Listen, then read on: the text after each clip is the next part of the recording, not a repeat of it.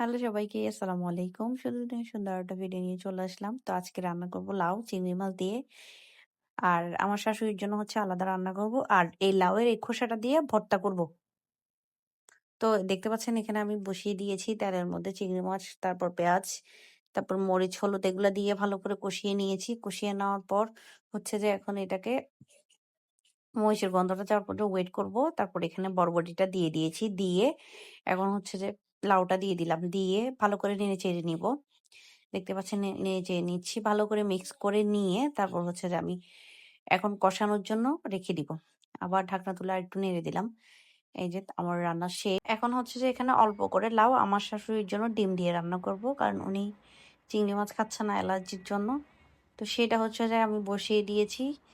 এখন হচ্ছে হলুদ মরিচ দিয়ে এটা কষিয়ে নিব। কষিয়ে নিয়ে ভালো করে কষিয়ে নিব।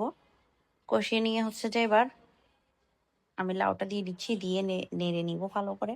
মিক্স করে নিয়ে হচ্ছে কষানোর জন্য দিব। এখানে হচ্ছে অল্প ছোট মাছ রান্না করতেছি। তো এটা আজকের ভিডিও পর্যন্ত দেখা হবে। নেক্সট সবাইকে